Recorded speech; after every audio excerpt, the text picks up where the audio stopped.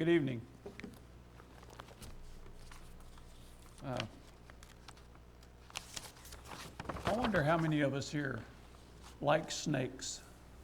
Let's see your hands. How many like snakes? I see 2 people. Okay, fine. Good for you. I hate them. Yeah, snakes. I just cannot stand snakes. It doesn't matter what kind of snake. It can be a dangerous one or it can be a nice one, but you can keep them away from me. But I want to talk about a particular kind of snake tonight, just a little bit, as we get started here. There is a snake known as a Saharan. It's a snake of Sub-Saharan Africa. It's called a mamba snake, and it supposedly is known to be the most feared snake of all snakes. This snake can grow to be 14 feet long.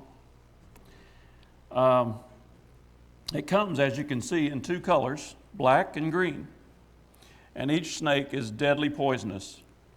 The black mamba is extremely aggressive. It will attack man, and when it strikes, it rears up on its coils and bites the upper torso. Some say it is the most feared of all snakes. One man bitten by a mamba died of fright before the venom could do its work. On another occasion, a mamba turned on a group of farm workers when a truck ran over its tail. It killed 14 men before it was stopped. It is the mamba's venom that further makes it a strange thing, because the poison actually paralyzes you and deadens your nerves before it kills you. So oddly enough, death by a mamba is painless. But sin is like that. Sin is also deadly. Paul said in 1 Corinthians chapter 15 and verse 56, the sting of death is sin, and the power of sin is the law. The word that Paul used there for the word sting is the Greek word kentron, Kentron, which means sting. It's translated sting.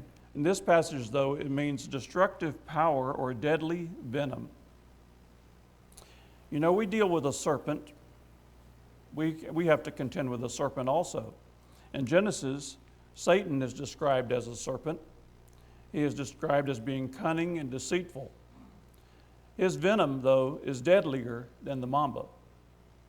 The mamba can kill the body, but Satan's venom can kill the soul.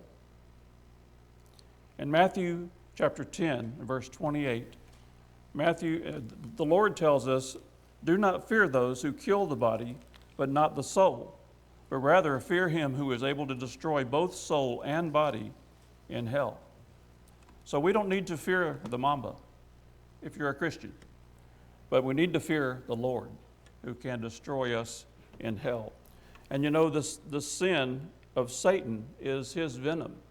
When he leads us into sin, that can destroy our souls. Just like the mamba can kill you, the sin of that Satan leads us into can destroy our souls. But the victory over sin and death is Jesus Christ. The antivenom of sin is the blood of Christ. In 1 Corinthians chapter 15, verses 54 through 57, the Apostle Paul writes, but when this perishable will have put on the imperishable, and this mortal will have put on immortality, then will come about the saying that is written, death is swallowed up in victory. O death, where is your sting?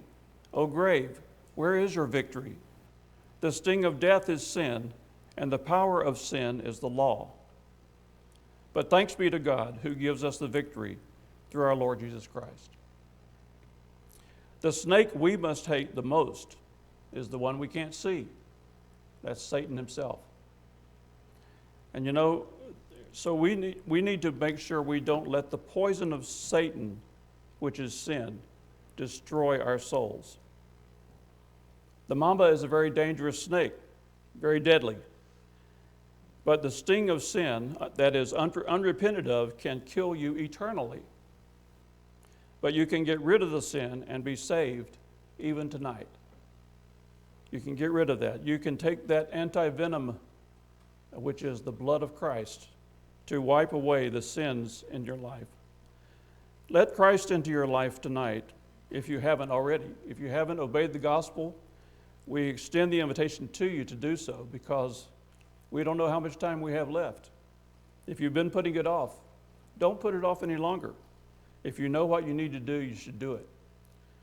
And on the other hand, if you are a Christian and you have sin in your life that you need to get rid of, that you need the blood of Christ to wash away, then we ask you to take that seriously and deal with it and to pray to God to forgive you of those things. If they're things of a public nature that people know about, then you might need to make a public confession.